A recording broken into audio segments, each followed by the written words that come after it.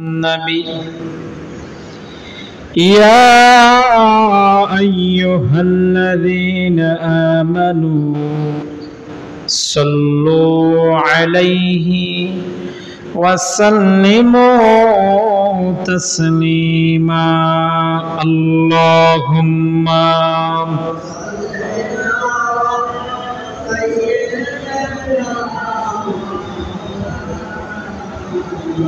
محمد وعلى آله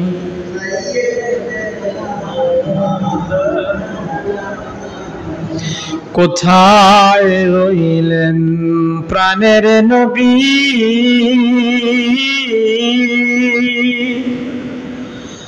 আমাদেরকে ছাড়িয়া আপনি বিনে কি লাভ হবে এ ধরাতে বাঁচিয়া আল্লাহুম্মা সাইয়্যিদিনা মাওলানা মুহাম্মদ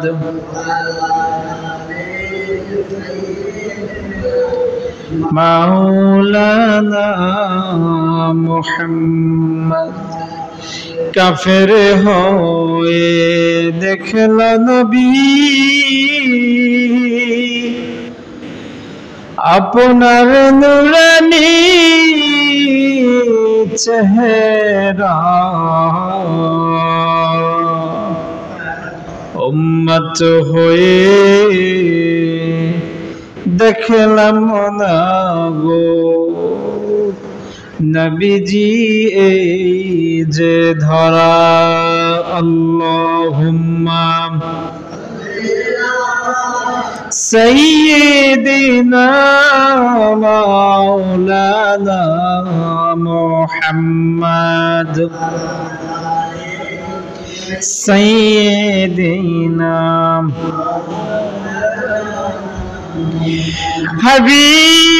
হাবিবে দু জাহান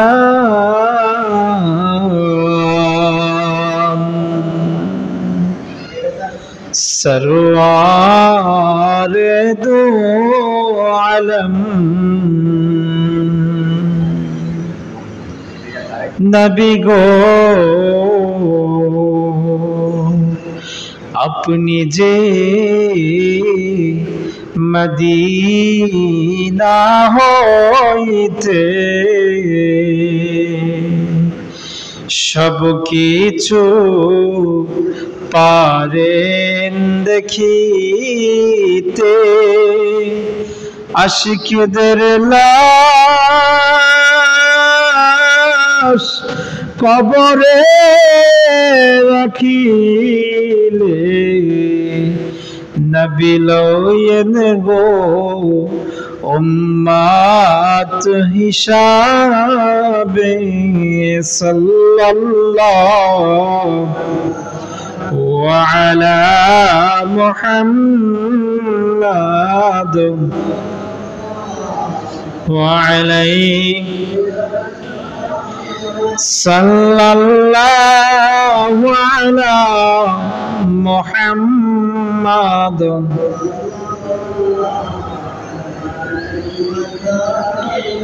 লা ইলাহা ইল্লাল্লাহ লা ইলাহা ইল্লাল্লাহ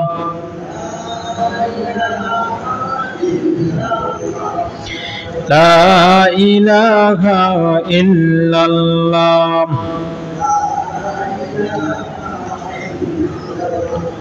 লা ইলাহা ইল্লাল্লাহ লা ইলাহা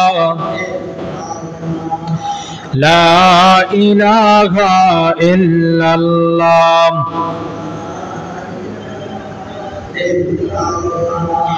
লা ইলাহা ইল্লাল্লাহ লা ইলাহা ইল্লাল্লাহ লা ইলাহা ইল্লাল্লাহ লা ইলাহা ইল্লাল্লাহ লা ইলাহা ইল্লাল্লাহ লা ইলাহা ইল্লাল্লাহ লা ইলাহা ইল্লাল্লাহ লা ইলাহা ইল্লাল্লাহ লা ইলাহা লা ইলাহা ইল্লাল্লাহ মুহাম্মাদুর রাসূলুল্লাহ সাল্লাল্লাহু আলাইহি ওয়াসাল্লাম। হৃদয়ের সবটুকু প্রশংসা মহান রব্বি করিমের দরবার আলিশানে, যেই রব্বি করিম মুতাবাররাক পবিত্র জুমার নামাজ জামাতের সাথে আদায় করার তৌফিক, শক্তি, হিম্মত, ধৈর্য দান করেছেন। সেজন্য আমরা একবার কালিমাতুশ শুকুর আদায় করি, বলি আলহামদুলিল্লাহ। পাশাপাশি লক্ষ কোটি দুরূদ সালাম প্রেরণ করি সরওয়ারে মুস্তাফা হাবিবে কিবরিয়া নবী মুহাম্মদুর রাসূলুল্লাহ। সম্মানিত হাজিরিন, আজকে গুরুত্বপূর্ণ দুইটি বিষয় নিয়ে কথা বলবো। একটি হচ্ছে যাকাত, ফিতরা এবং ইতিকাফ। যাকাত, ফিতরা, ইতিকাফ। শরীয়তের মানদণ্ড অনুযায়ী আমরা যারা ইসলাম ধর্মের মধ্যে আছি, আমাদের এই বিধানগুলো পালন করা আমাদের জন্য অপরিহার্য, ঠিক কিনা বলেন? ইসলামের স্তম্ভ পাঁচটি, তার মাঝে একটি হচ্ছে ঈমান, আরেকটি হচ্ছে নামাজ, আরেকটি হচ্ছে রোজা, আরেকটি হচ্ছে যাকাত, তারপর হচ্ছে হজ। ইসলামের পাঁচটি স্তম্ভের মধ্যে সব মুসলিমের জন্য ঈমান, নামাজ এবং রোজা, কিন্তু যাকাত আর হজ এটা একমাত্র দুইটা শর্তের উপরে নির্ভর করে। এক, শারীরিক শক্তি, আর্থিক ক্ষমতা। এই দুইটা বিষয়ের উপরে ডিপেন্ড করে যাকাত এবং হজ। তো আজকে আমরা ইসলামের চতুর্থ স্তম্ভ, যেটা ফরজ হয়েছে পরিপূর্ণভাবে দ্বিতীয় হিজরি মদিনায়। কোথায় বলেন? কোথায়? মদিনায়। যাকাত শব্দের অর্থ হচ্ছে বৃদ্ধি পাওয়া। আল্লাহ পবিত্র কোরআনে, আমরা একটু মনোযোগ দেই, মাসালা খুব সেনসিটিভ। শতকরা 60 থেকে 70 জনের উপরে যাকাত ফরজ। আপনি আজকে আলোচনা শুনলে বুঝতে পারবেন শতকরা কত। 60 থেকে 70 জন মানুষের উপরে যাকাত ফরজ, কিন্তু আমরা জানি না। এজন্য আজকের বিষয় হচ্ছে যাকাত সম্পর্কে আইডিয়া দেওয়া এবং ইতিকাফ সম্পর্কে কিছু কথা বলবো। যেহেতু আগামী জুমায় মাগরিবের নামাজের পরে মসজিদে অবস্থান করতে হবে, না হয় পুরো মজলিস গুনাহগার হয়ে যাবে। যেখানে জুমার নামাজ পড়ানো হয় সেখানে অন্তত একজন ইতিকাফে থাকতে হবে। এজন্য প্রস্তুত হয়ে নেন মসজিদ কমিটি যারা আছেন। কাকে? আগামী জুমায় মাগরিবের নামাজের পরে, মাগরিবের নামাজের পর আসরের নামাজের পরে রওনা হবে। মাগরিব থেকে শুরু আগামী জুমায়, আগামী জুমায় 20 রমজান। কত রমজান? 20 রমজান। তো আমরা প্রথমে যাকাত সম্পর্কে কিছু থিওরি দেই। আপনারা কি শুনতে রাজি আছেন? যে আমি যে বলেছি 100 থেকে 60 থেকে 70 জনের উপরে যাকাত ফরজ হয়ে গেছে, আমরা অনেকে জানিয়ে না। অনেকে কি জানিয়ে না। যাকাত এটা ফরজ ইবাদত। নামাজ যেমন ফরজ, যাকাতও এমন কি ফরজ। আমার সাথে কথা বলেন। নামাজ যেমন ফরজ, যাকাতও তেমন ফরজ। এই যাকাত পরিপূর্ণভাবে ফরজ হয়েছে দ্বিতীয় হিজরি মদিনায়। কোথায়? মদিনায়। মৌলিকভাবে এটা হিজরতের পূর্বে মক্কায় মৌলিকভাবে ছিল, কিন্তু সর্বসম্মতি উলামায়ে কেরামের মতে যাকাত পরিপূর্ণভাবে ফরজ রাসূলের মদিনায় যাওয়ার পর দ্বিতীয় হিজরি। কত হিজরি বলেন? দ্বিতীয় হিজরি। যাকাত শব্দের অর্থ বৃদ্ধি পাওয়া। বলেন, যাকাত শব্দের অর্থ কি? বাবা আমার সাথে কথা বলবেন। এটা মাসালা, দিন সম্পর্কে জানা ফরজ। যাকাত সম্পর্কে আপনি আইডিয়া নিতে হবে। যাকাত শব্দের অর্থ বৃদ্ধি পাওয়া। আমার সাথে বলেন, যাকাত শব্দের অর্থ কি? বৃদ্ধি পাওয়া। এই যে আমরা অনেকে বলি যাকাত দিলে সম্পদ কি কমে, বলি কিনা? কিন্তু আল্লাহ বলেন যাকাত দিলে সম্পদ বাড়ে। যাকাত এটা হচ্ছে গরিবের হক। এটা আপনি হুডানগিরি করে রাস্তায় আইনা মাঠের মধ্যে সারিবদ্ধ কইরা উত্তপ্ত রোদের উপরে একটা কম দামি শাড়ি বিতরণ করলেন, আবার আপনি বললেন আজকে যাকাতের টাকা বিতরণ হবে, যাকাতের কাপড় বিতরণ হবে। শরিয়া দৃষ্টিকোণ থেকে হাবিবে কিবরিয়ার জামানায়, সাহাবীদের জামানায়, তাবিঈদের জামানায় এভাবে যাকাত দেওয়ার রীতি ছিল না। যাকাত মানে স্বাবলম্বী করে দেওয়া, অসহায় মানুষকে স্বাবলম্বী করে দেওয়া, যেন এই লোকটা আগামী বছর আর যাকাত দিতে যেন না হয়। সাধারণ একটা কাপড় 400-500 টাকা দামের কাপড় দিয়ে যাকাতের হক আদায় হয় না। যাকাত হচ্ছে আপনার সমাজের মধ্যে যে সমস্ত লোক যাকাত দেওয়ার জন্য উপযোগী তাদের টাকাটাকে একসাথ করে সমাজের যে সমস্ত অসহায় মানুষ আছে এদের নামটা লিস্ট করে এরা কি চায় স্বাবলম্বী হওয়ার জন্য। কাউকে হয়তো একটা গরু কিনে দিবেন, কাউকে একটা দোকান করে দিবেন, কাউকে একটা মেশিন কিনে দিবেন, কোন একটা গরিব নারীকে একটা সেলাইয়ের মেশিন কিনে দিবেন, যেন সমাজ পরিবর্তন হয়। কিন্তু আপনি যে কাপড় দেন মাইকিং কইরা, এই লোকটা সারা জীবনে যাকাত খাইবে, সারা জীবনে আপনার কাছে আসবে। হাবিবে কিবরিয়ার জামানায় এক লোক আসছে হুজুরের কাছে ভিক্ষার জন্য। কিসের জন্য? ভিক্ষার জন্য। তো নবীর শিক্ষা করুণা ভিক্ষা, শরীরে শক্তি থাকলে মেহনত করো সবে, এটা নবীর শিক্ষা ছিল। তো নবী তার জন্য শরীরে শক্তি থাকা অবস্থায় তার জন্য একটা কুড়াল কিনে দিছিল। কি কিনে দিয়েছিল? কুড়াল। কুড়াল বুঝছেন? গাছ কাটার জন্য। এই সাহাবী 1 বছর ধরে গাছ কাটা যা উপার্জন করছে, 1 বছর উপার্জনের পরে নবীর কাছে এসে হিসাব চাইছে সম্পদের। নবী বলছে তোমার উপরে তো যাকাত ফরজ হয়ে গেছে। সুবহানাল্লাহ। দেখছেন একটা ভিক্ষুকের পরিবর্তনটা রাসূল কিভাবে করেছেন। ঠিক একজন অসহায় মানুষ যখন আপনার কাছে আসবে, একটা কাপড় দিয়ে বিদায় করবেন না, 500 টাকা 1000 টাকা দিয়ে বিদায় করলে এই লোকটা সারা জীবন আপনার কাছে যাকাতের জন্যই আসবে। কিন্তু আপনি চিন্তা করেন, একটু মাথা কাটেন, আজকে যাকাতের মাসআলা বললে বুঝবেন 60% জনের উপরে যাকাত ফরজ। কিন্তু আমরা দ্বীনি জ্ঞান শিখতে চাই না। প্রিয় ভাই, কেমনে ফরজ সামনে আসবে আলোচনা। আমি বলবো যাকাত কেন, যাকাত কেন আল্লাহ তাআলা ফরজ করেছেন জানেন?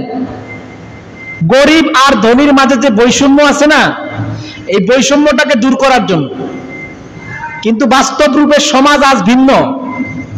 গরিব গরিবে থাকে, ধনী ধনীয়ে থাকে। এই দেশে বাৎসরিক যে যাকাতের টাকা আসে না, এই টাকা দিয়ে গরিব অসহায় মানুষকে পরিবর্তন করলে 2 বছরে যথেষ্ট। কিন্তু যাকাতের টাকা বন্টন হয় না। কি হয় জানেননি? যায় 500 টাকা, যায় 1000 টাকা, তাও কম দামি দামের একটা কাপড়। আবার কাপড় দিতে গেলে দেখা গেছে বেতা লইলে কাপড় দিয়ে আবার বাড়িও মারে। আছে না নাই? কি মেজাজ দেখায়। অথচ এটা গরিবের হক, এটা তোমার নামিয়া 100 টাকায় 2.5 টাকা, এটা গরিবের। লাখে 2.5 টাকা, এটা গরিবের। আল্লাহ কয় তোমার 1 লাখ টাকা যদি হালাল করতে চাও তাহলে এর থেকে বাছাই করে 2.5 টাকা গরিবরে দিয়া দাও। লাখে কত বলেন? 1 লাখে কত টাকা? 2.5 টাকা। 1 লাখে কত টাকা? 2.5 টাকা। এই হকটা 8 শ্রেণী ব্যক্তির জন্য। কয় শ্রেণী ব্যক্তির জন্য? আল্লাহ কয় এটা আমি 8 শ্রেণীরে খাইতে দিছি, তোরে মাইকিং করে যাকাত দেওয়ার জন্য আমি দেই না। যাকাত দিবি এমন ভাবে রাজনীতি হাসিল করিস না। তুমি সামনে ইলেকশন করবা, যাকাতের টাকা দিবা, ইলেকশন কইরা পুরা মানুষে একসাথ কইরা যাকাতের কাপড় দিবা, এই ধান্দা তোমার মধ্যে আনবা না। কিয়ামত পর্যন্ত এইভাবে যাকাতের টাকা দিলে হক আদায় হবে না, এইভাবে যাকাতের কাপড় দিলে হক আদায় হবে না। যাকাতের টাকা দিতে হয় সমাজ পরিবর্তনের উদ্দেশ্যে, যাকাতের টাকা দিতে হয় আমার বাড়ি পরিবর্তন করতে হবে। মনে করেন আপনার বাড়ি মিজি বাড়ি, আপনার মিজি বাড়িতে গরিব লোক আছে 4 জন, কয়জন আছে? 4 জন। যাকাত দাতা আছে 8 জন, কয়জন? তো 8 জনের টাকা হয়েছে টোটালি হিসাব করে দেখছে 1 লক্ষ। কত লক্ষ? বা 5 লক্ষ টাকা বা 1 লক্ষ টাকা ধরেন। আমি চিন্তা করব এই 1 লক্ষ টাকা আমার বাড়িতে আমার যে সমস্ত লোক আছে এদেরকে এই বছরে একজনকে পরিবর্তন করব, একটা গরু কিনে দিব। আগামী বছর এর আর কিছু না, এ শেষ। তুমি এবার গরু দিয়ে ইনকাম শুরু করে দাও। আগামী বছর আবার 1 লাখ টাকা দিয়ে আরেকজনকে একটা গরু কিনে দিলাম বা একটা দোকান করে দিলাম, 1 লাখ টাকার মাল উঠাই দিলাম। এবার এরও বললাম তোমার এ শেষ। এবার আরেকজন আছে, তারে আবার পরের বছর সে কি চায়? সে চায় একটু বিদেশ যাইতে। তো কি করলাম? যাকাতের 1 লক্ষ টাকা আর আমরা যারা দানশীল আছি এগোরে উঠাইয়া টাকা টোকা কোন রকম উঠাইয়া ওরে 2-3 লাখ টাকা ব্যবস্থা করে দিলাম। তো এর বিদেশ পাঠাই দিলাম, ইনকাম শুরু করলো। তো এর আর পরের বছর আর দিতে হবে না, এ নিজেই দিবে। তো এইভাবে করে আপনার এই বাড়ি পরিবর্তন করতে সময় লাগবে মাত্র 3-4 বছর। আর 5-6 লাখ টাকা যদি যাকাত হয় তাহলে তো 1 বছরে অন্তত 3-4 জনের পরিবর্তন করতে পারেন। আপনি এত দূরে যান কেন?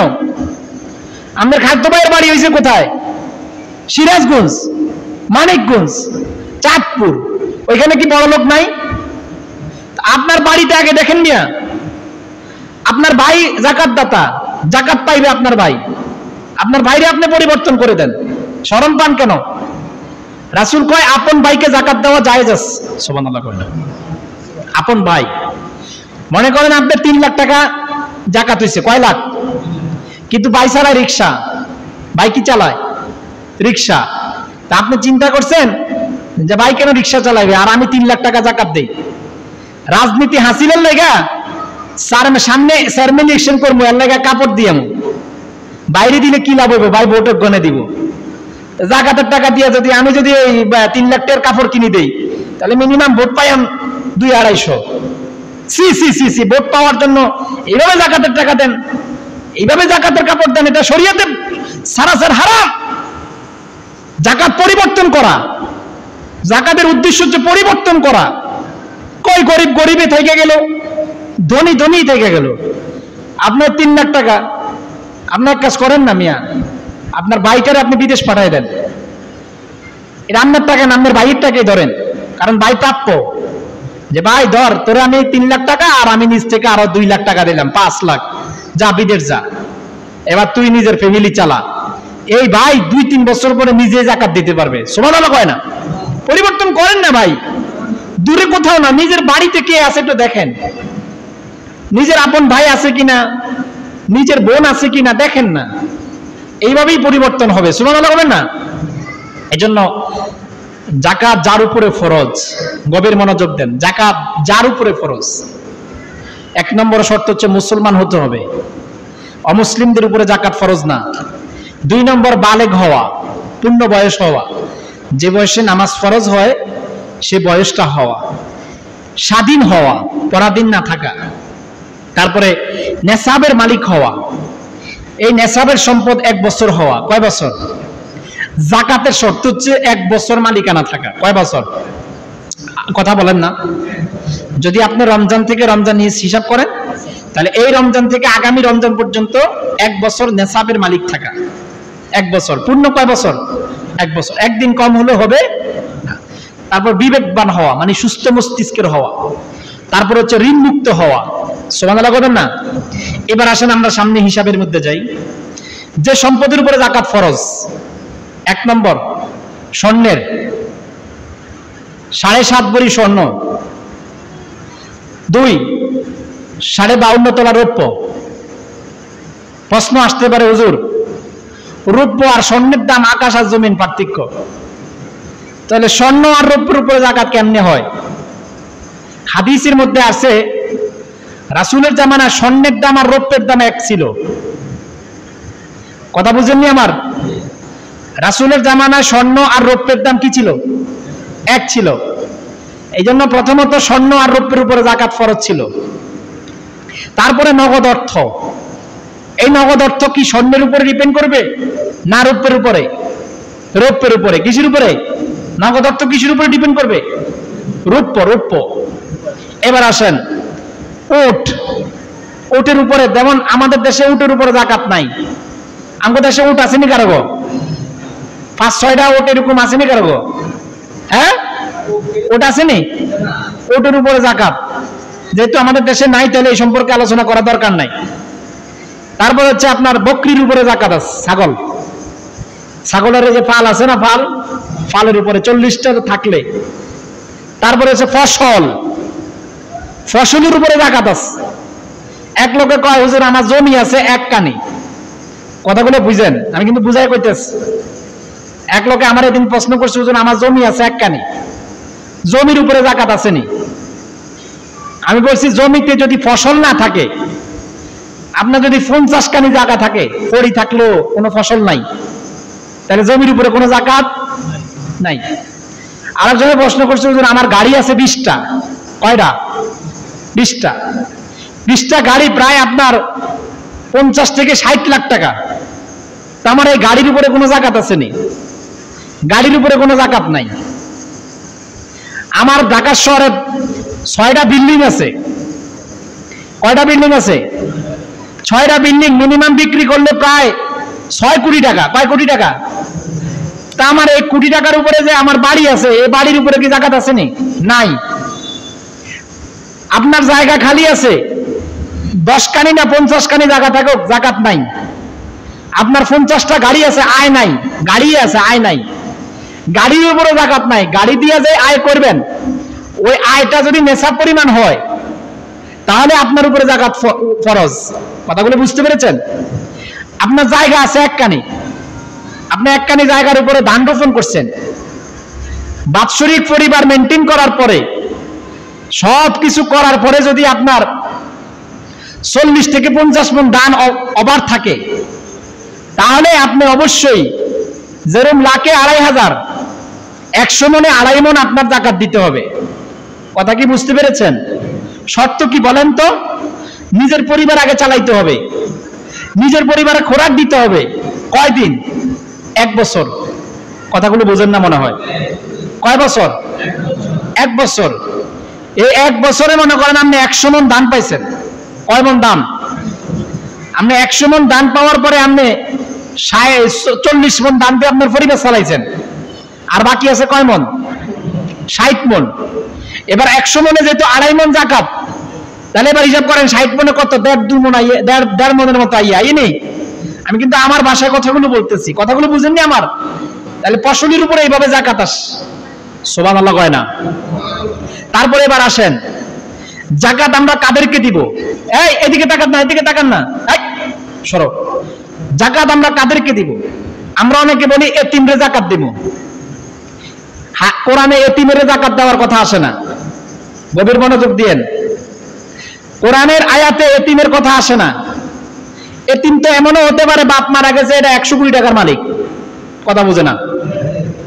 কথা মনে বুঝেন না? এরকম এতিম আছে না নাই? বাপ মরে গেছে 100 কোটি টাকার মালিক, কিন্তু নাবালেগ থাকার কারণে 100 কোটি টাকার উপরে জাকাত নাই। সুবহানাল্লাহ কয় না? মনে করেন বাপে 100 কোটি টাকার মালিক বানাই দিছে, হঠাৎ রোড অ্যাক্সিডেন্টে বাপ মারা গেছে গা। বাপের অ্যাবসেন্সে কে মালিক হয়? সন্তান। এখন সন্তানের বয়স নাবালেগ। সন্তান কি? নাবালেগ। হাদিসের ভাষায় আসছে নাবালেগ অবস্থায় বাপ মারা গেলে সে এতিম। আর আমরা তো 50 বছর বয়সে বাপ মারা গেলে হুজুর এতিম হয়ে গেছি। হাদিসে আসছে নাবালেগ অবস্থায় কারো বাবা মারা গেলে সে এতিম। এতিম সন্তানটা পিতার সূত্রে তার সম্পদের মালিক হওয়ার কারণে যতদিন পর্যন্ত সে বালেগ না হবে ততদিন সে জাকাত দিবে না। কথা মনে বুঝেন না? কথা ক্লিয়ার? তাহলে কোরআনে আল্লাহ এতিমের কথা কেন বলেন না? এই কারণে বলেন না যে দেখা যাচ্ছে অনেক এতিম, তার বাপ মারা গেছে, সে সম্পদের মালিক, তাহলে সে তো জাকাত খাওয়ান্য ব্যক্তি না, সে দেওয়ান্য ব্যক্তি না, খাওয়ান্য ব্যক্তি না। নাবালেগের কারণে দেওয়ান্য না, আর সম্পদের কারণে খাওয়ান্য না। এই জন্য কোরআনে এতিমকে বলা হয় না, সুবহানাল্লাহ কয় না। এই দেখেন 1 নম্বর হচ্ছে ফকির। যাকাতের টাকা খাইবো কে? ফকির। কথা কন না, কে খাইবো? ফকির কাকে বলে জান? ফকির হচ্ছে ওই ব্যক্তি যে ব্যক্তি দিন আনি দিন খায়, একদিন রোজগার না করলে পরের দিন ঠিক মতো চাল কিনতে পারে না। সমাজে মনে হয় এরকম লোক নাই? কথা কন, আছে না নাই? কয় এদেরকে যাকাতের টাকা দাও। যারা অনেক কষ্ট করে ইনকাম করে, একদিন কাজ বন্ধ হইলে পরের দিন কয় ভাই কেমনে বাজার করবো, এদেরকে যাকাতের টাকা দেওয়া যায়। এরা ফকির। এরা কি? আমরা ফকির বলতে বুঝাই কি জানেন? যেটি ভিক্ষা করে। ভিক্ষুক এটা কোরআন হাদিসের ভাষায় কয় এরা আল্লাহর হাবিবের বড় অসন্তুষ্ট উম্মত।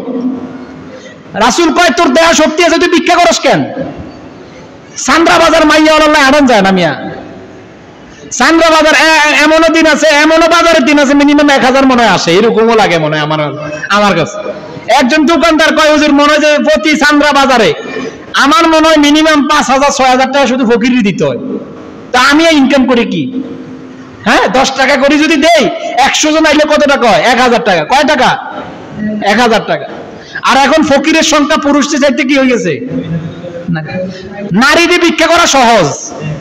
নারীদের কি থাকে? ঘন্টা থাকে। এই জন্য বাজারে গেলে আমি কোনো নারীরই ভিক্ষা দেই না, আমি কোনো নারীরই ভিক্ষা দেই না। তাও নারী এমন নারীরই দেই যেটা একেবারে বৃদ্ধ বয়স্ক। জিজ্ঞাসা করি ভাই আপনার সন্তান নাই? ওই সন্তান আছে, খাওয়ায় না। মিথ্যা কথা কইলে সে কইবা আমার সমস্যা কি? তখন আমি নিজের পকেটের 10 টাকা দিই। আর যেই নারী দেই বাস যুবতী নারী আইয়ে ভিক্ষা করতে হবে, বাটপার। ভিক্ষা দিবেন না, এদেরকে ভিক্ষা দিবেন না। যাগো শরীরে শক্তি আছে এগুলো ভিক্ষা দিবেন না।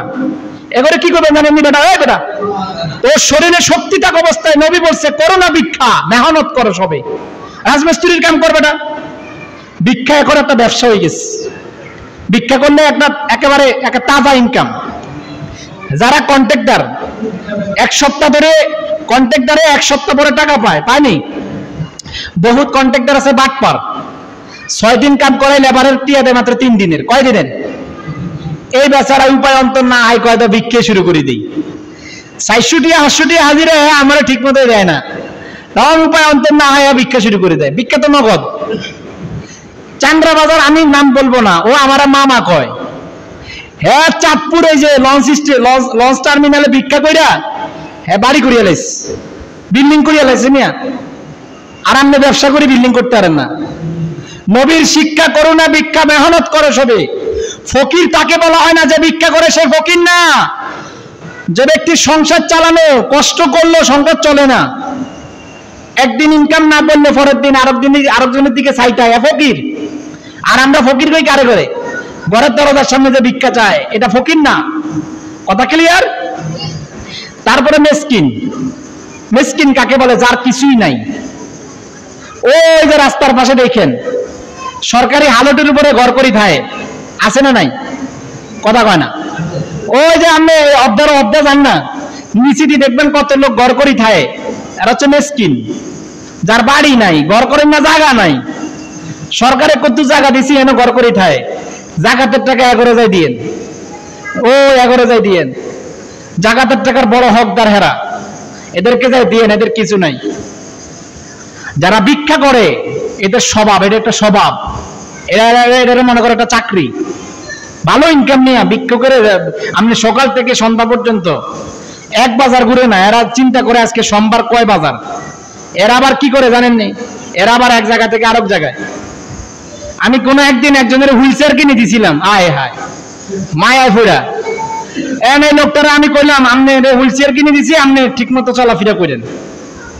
হে লোকটা চিন্তা করছে হুইল চেয়ার কিনে দিচ্ছেন ভালো কথা, আয় কি হুইল চেয়ার চলাইতে পারিনি। হ্যাঁ আবার শুরু করছে ভিক্ষা। কান্তা বাজার দেখা। কি রে ভাই আগের মতো হাতে কি হোক? আপনি আমার হুইল চেয়ার কিনে দিচ্ছেন, আপনি দাম দিলে যান। আমারে ধমক কান্তা বাজার। হাই হায় হায় হায় ওরে। পরে কয় আমি যেটা করি এটাই আমার দ্বারা ভাল লাগে। কি কয়? আমি যে ভিক্ষা করি মানুষের দ্বারা চাই, এটাই জানতে ভাল লাগে। অথচ ছেলে বিদেশ, ছেলে কই? ছেলে বিদেশ, হ্যাঁ তার এটাই ভাল লাগে, ও ভিক্ষা করাটাই ভাল লাগে। এদেরকে ফকির বলা হয় না, এদেরকে বাটপার বলা হয়। এরা ফকির না। আপনার ঘরে যারা চাইল চায়, ডাইল চায়, এরা ফকির না, এরা বাটপার। যদি অভাবী হয় তার ঘরে যাই আগে তালাশ করেন সে অভাবী আছে কিনা, জাকাতের টাকা দিয়ে আসেন, সমস্যা নাই।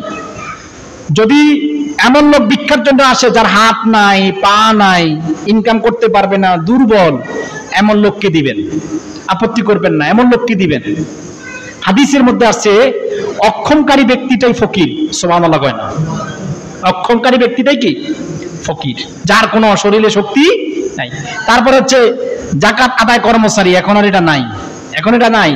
জাকাত আদায় কর্মচারী, দাস দাসী আছে, দাস দাসীর প্রচলন এখন আছে, এখন দাস দাসীর প্রচলন নাই।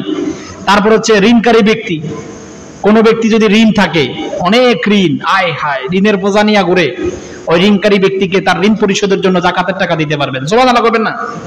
তারপর হচ্ছে সফর অবস্থায় কোনো ব্যক্তি যদি থাকে, মনে করেন আপনি 1 কোটি টাকার মালিক, কয় কোটি টাকার মালিক? আপনি আন গেছেন সিলেটে সফরে, কোথায়? সিলেটে সফরে, এমন সময় না টাকা শেষ হয়ে গেছে। এই মাসালা কিন্তু আধুনিক যুগে চলবে না, ডিজিটাল যুগে চলবে না। কয় কেন চলবে না? কয় আপনি সিলেট ইসলামী ব্যাংকে আপনার অ্যাকাউন্টের নাম্বার থাকলে আপনি ওখান থেকে টাকা উঠাইতে পারবেন। কথা মনে বুঝেন না? মোবাইল থাকলে বিকাশে টাকা নিতে পারবেন। তাহলে এই যে সফর অবস্থায় ব্যক্তি, এই ব্যক্তির জন্য এটা রহিত হয়ে গেছে। কেননা বিকাশ আসার কারণে, নগদ আসার কারণে, ব্যাংকের অ্যাকাউন্ট থাকার কারণে। এটা রাসূলের জামানায় ছিল, সফরকারী ব্যক্তিকে দেওয়া। যেমন রাসূলের জামানায় বিকাশ ছিল না, রকেট ছিল না, ব্যাংকের অ্যাকাউন্ট ছিল না। লোকটা গেছে মক্কা থেকে সিরিয়ায় গেছে সফরে, ওইখানে টাকা শেষ হয়ে গেছে। এখন তার তো টাকা আনার কোনো ব্যবস্থা নাই, কিন্তু সে সম্পদশালী ছিল, মক্কায় গেলে তার টাকার অভাব নাই, কিন্তু সিরিয়া আসছে, টাকা শর্ট পড়ে গেছে। তো টাকা আনার যেহেতু ব্যবস্থা নাই, তাহলে তাকে টাকা দেওয়া যাইবো, অবশ্যই যাইবে। কিন্তু এখন আপনি 100 কোটি টাকার মালিক, আপনি গেছেন সিলেট সফরে, আপনার টাকা অর্ডার শেষ হয়ে গেছে, আপনার ব্যাংক অ্যাকাউন্টের নাম্বার খেয়াল আছে না? কথা বল না। সিলেটে মনে হয় ইসলামী ব্যাংক নাই নাকি শুধু আপনার এলাকাতে ইসলামী ব্যাংক? সিলেট কি ইসলামী ব্যাংক নাই? তো আপনি ইসলামী ব্যাংকে ঢুকে এবার আপনি আপনার ওই নাম্বারগুলো বলবেন, আপনার টাকা এমনি উঠাইতে পারবেন। বা আপনার অ্যাকাউন্ট নাই, বা আপনার কার্ড আছে, অথবা আপনার অ্যাকাউন্ট নাই, মোবাইল আছে নি, মোবাইল ফোন দেওয়ার তো একটা ব্যবস্থা আছে। এরে বাবা, আমি তো সিলেটে আইছি, টাকা শেষ হয়ে গেছে, আমি তো, এটা তো বিকাশ নাম্বার না, আমি বিকাশের তো আমি বইরেছি, তুই একটু 5000 টাকা বাড়াই দে। কথা কয় না? তাহলে সফরকারী ব্যক্তির জন্য এখন আর এই মাসালা চলবে না। আগের জামানায় চলতো, ওইখানে টাকা পাঠানো, লেনদেন করার ব্যবস্থা ছিল। আমার কথাগুলো মনে বুঝেন না? এবার এই নতুন ইসলাম গ্রহণ করছে বেচারায়, টাকা পয়সা নাই, মা বাপ কইছে তুই বেটা কথাই কইস না, তুই আমগো ধর্ম ত্যায্য করছো, যা এখান থেকে। এরে বাড়ি করে দিবেন, গাড়ি, এরে যা ইচ্ছা, চাকরি টাকরি হইতে যত কিছু ব্যবস্থার জন্য যত টাকা পয়সা দরকার জাকাতের টাকা দিয়ে করতে পারবেন, সুবহানাল্লাহ বলেন না? মানে নতুন ধর্ম গ্রহণ করছে। তাহলে জাকাতের উদ্দেশ্যটা কি?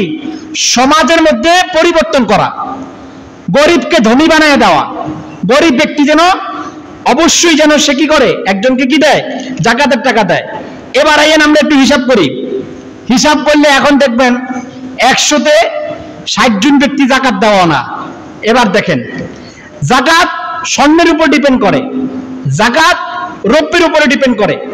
রৌপ্য 52.5 তোলা, 52.5 তোলা রৌপ্য, অথবা এই পরিমাণ যদি নগদ অর্থ ক্যাশ ব্যাংকে জমা থাকে, আপনার পরিবার চলতেছে শান্তি মতো, পরিবার ওইখান থেকে ব্যাংক থেকে টাকা আনতে হয় না, আপনার ইনকাম দ্বারাই পরিবার চলতেছে, সব কিছু হইতেছে। এইভাবে চাকা ঘুরতে ঘুরতে 1 বছর, কয় বছর? 1 বছর। ওই ব্যাংকের টাকা ব্যাংকে কি পড়ে রইছে। এবার আসেন, বর্তমানে 22 ক্যারেট তোলা রৌপ্যের দাম, 22 ক্যারেট। কত ক্যারেট? ক্যারেট কিন্তু ক্যারেট বুঝেন না আপনারা? স্বর্ণের কিন্তু 22 ক্যারেট আছে, স্বর্ণের 21 ক্যারেট আছে, 21 ক্যারেটের স্বর্ণ আছে। স্বর্ণের কিন্তু 22 ক্যারেটের দাম একরকম, 21 ক্যারেটের দাম একরকম, 18 ক্যারেটের দাম একরকম। আবার রূপার 22 ক্যারেটের দাম একরকম, 21 ক্যারেটের দাম একরকম, আবার 18 ক্যারেটের দাম একরকম। বর্তমানে 22 ক্যারেট সর্বোচ্চ, যেটা ভালো মানের রৌপ্য, 22 ক্যারেটের 52.5 তোলা রৌপ্যর দাম হচ্ছে 1,34,160 টাকা। কয় লক্ষ? আবার কোন 1,34,000 কত টাকা? 160 টাকা। আপনার পরিবার চালাইছেন, সন্তানরা চালাইছেন, 1 বছর সব খোরাক দিয়া যদি আপনি এবার হিসাবে বইয়া যদি দেখেন যে আমার ঋণও আছে, ঋণের প্লাস মাইনাস করেও দেখেন যদি 1,34,000 টাকা আমার ব্যাংকে আরো থাই যায়। পরিবার চালাইছেন, সন্তান চালাইছেন, ঋণের সাথে ওই টাকার সাথে মাইনাস প্লাস করছেন, করার পরে যদি 1,34,000 1,34,160 টাকা থাকে, তাহলে আপনার উপরে যাকাত ফরজ। কথা ক্লিয়ার? ভেজাল আছে? এবার আপনি 21 ক্যারেটে যদি হিসাব করেন 1,27,400 টাকা। আপনার পরিবার চালাইছেন, সন্তান চালাইছেন, আসবাবপত্র দিচ্ছেন, সব কিছু মেনটেন কইরা ঋণ মুক্ত হইছেন, হওয়ার পরে হিসাব করে দেখছেন ব্যাংকে 1,27,000 টাকা আছে, 1,27,400 টাকা মজুদ আছে। তাহলে এবার 1 লাখে 2,500, তারপর প্রায় 2,700 টাকার মতো যাকাত আসে। 2,700 টাকা যদি আপনি দেন, তাহলে আপনার 1,27,000 টাকা আপনার কি হয়ে যাবে? হালাল হয়ে যাবে। জবাব বলবেন না? তারপরে আইয়েন 18 ক্যারেটের হিসাব। 18 ক্যারেটের হিসাব হইলে আমরা প্রায় 60 থেকে 70% লোক আসামি। 18 ক্যারেট 52.5 তোলা রূপোর দাম, বাজার মূল্য 83,400 টাকা। এবার বুকে হাত দিয়ে কন্ত, আপনার পরিবার চালাইছেন, আপনার সংসার চালাইছেন, আপনার নিজের খরচ করছেন, ব্যক্তিগত পারিবারিক সব খরচ কইরা, ঋণ টিন যা আছে সব প্লাস মাইনাস সব কিছু কইরা 83,400 টাকার যদি মালিক 1 বছর পরে আপনি থাকেন, আপনার উপরে যাকাত ফরজ।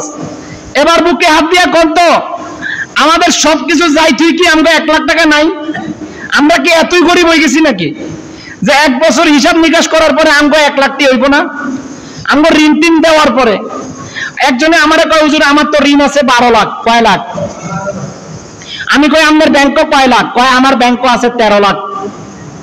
ঋণ আছে কয় লাখ? ব্যাংকে আছে কয় লাখ? 13 লাখ। সংসার চলে নি? কয় হওয়া চলে, এটা সমস্যা নাই। কয় এখন আমার যাকাত কোনটা হবে? 12 লাখ দেন না, ব্যাংকে আছে 13 লাখ, 12 লাখ রে মাইনাস দেন, 1 লাখ রে যাকাতের হিসাব করলে 2,500 টাকা যাকাত দিলে যাকাত হয়ে যাবে। সুবহানাল্লাহ কয় না? মানে ঋণ মুক্ত হওয়া। যাকাতের একটা শর্ত কি? ঋণ মুক্ত হওয়া। আপনি যদি ঋণ মুক্ত থাকেন, আপনার উপরে যাকাত ফরজ। যদি আপনি সুস্থবান থাকেন, সামর্থ্যবান থাকেন, যাকাতের হকদার হয়, আপনার উপরে যাকাত ফরজ। এবার আপনি কোন 18 ক্যারেটের হিসাবে যদি যাকাতের হিসাব ধরা হয়, বাংলাদেশে যাকাত খায় না লোকেরে। রাসূল কয় এমন একটা জামানা আসবে যাকাত খায় না ওয়ালা ব্যক্তিকে পাওয়া যাবে না। কোন তো রাসূলের 1450 বছর আগের মেসেজটা বাস্তব নেই। 18 ক্যারেটের হিসাব করলে 83,400 টাকা। আয় হায় আয় হায় আয় হায়, তোমার কাছে যদি 83,400 টাকা না থাকে, তাহলে তুমি কেমন কইলা ইনকাম করতে পারো না? 1 বছর যাওয়ার পরে তোমার 83,000 থাকে না, সব চাই থুই। এবার রাসূল কয় এমন একটা জামানা আসবে যে জামানায় যাকাত দাতা ব্যক্তিকে পাওয়া যাবে না। এটা বাস্তব হবে। আস্তে আস্তে দুনিয়ার অবস্থা কিন্তু পরিবর্তন হচ্ছে। এজন্য প্রিয় ভাই আমার, এই শর্তের উপরে আমাদের উপরে কার উপরে যাকাত হইছে, যাকাত ফরজ হইছে, এবার হিসাব করেন। মাত্র শুধুমাত্র কেবলমাত্র লাখে 2,500। কত কত কত কম না? লাখে কত? লাখে কত? 40,000 1,000। 40,000 কয় হাজার? 80,000 কয় হাজার? আবার 20,000 500। তাহলে কত হয়েছে? 2,500। মাত্র 2,500 দিলে 1 লাখ। এই 1 লাখ আপনার পুরা সহি হয়ে যাবে। সুবহানাল্লাহ কয় না? কয় তুমি যদি ঋণ খেলাফি থাকে, যেমন ভাবে তুমি নির্বাচনে দাঁড়াইতে পারবা না ঋণ খেলাফির কারণে, তেমন ভাবে তুমি যদি যাকাতের টাকা যদি না দিতে পারো, এই ঋণ খেলাফির কারণে তুমি জান্নাতে যেতে পারবে না। এই যে দুনিয়াতে তোমার লাখে যে 2,500 যাকাত ছিল, এই যে ঋণ খেলাফি করে গেছো আল্লাহর কাছে, আল্লাহ কয় এটা গরিবের হক ছিল, এটা ফকিরের হক ছিল, এটা মিসকিনের হক ছিল।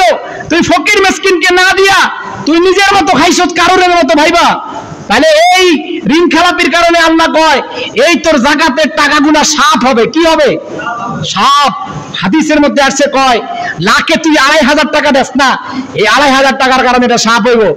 আর সাপকে তুই প্রশ্ন করবি তুই কে, বলবে তুই সারা জীবন ধরে যাকাত ফাঁকি দিছ, এটা ফাঁকি দিতে দিতে একটা সাপ হয়েছে। কি হয়েছে? সাপ। এটা আমাকে দংশন করবে, আপনাকে দংশন করবে। এবার হিসাব করে দেখেন 83,400 টাকার মালিক আমরা কি নাই? অবশ্যই আছি। তারপরে এতেকাফ।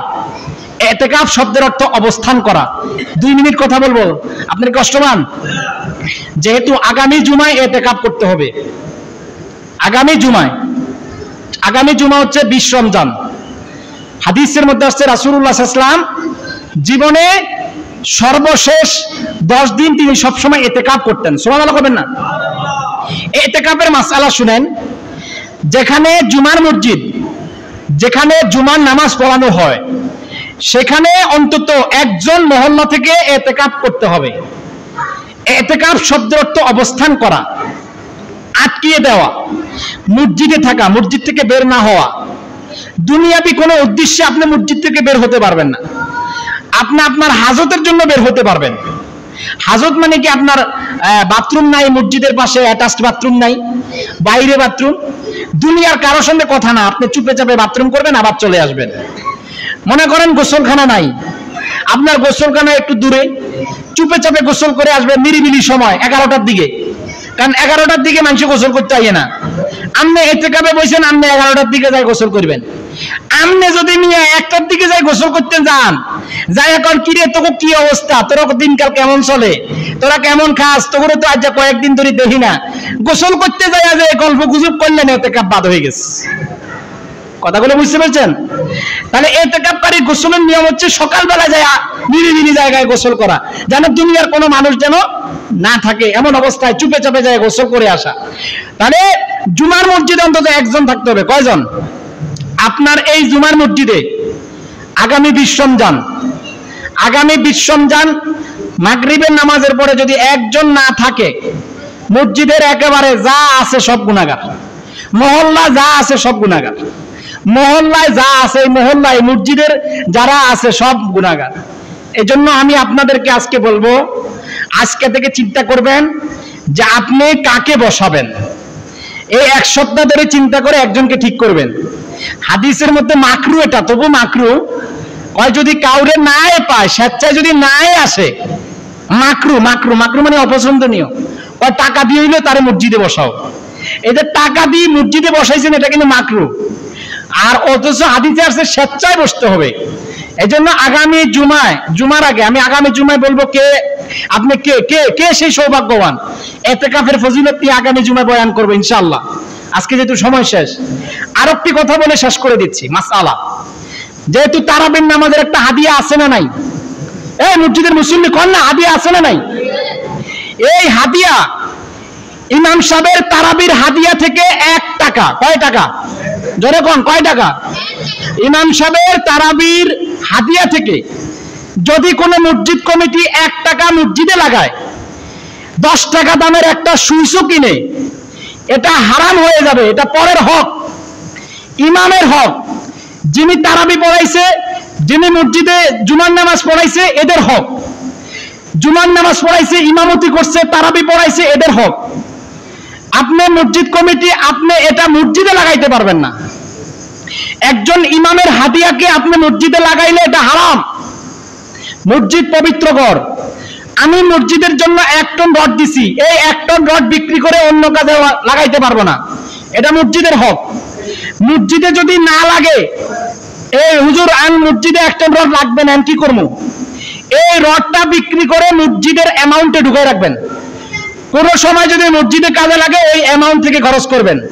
মসজিদের হক আপনি অন্য কাজে মাদ্রাসায় ব্যয় করতে পারবেন না, মাদ্রাসার হক মসজিদে আনতে পারবেন না।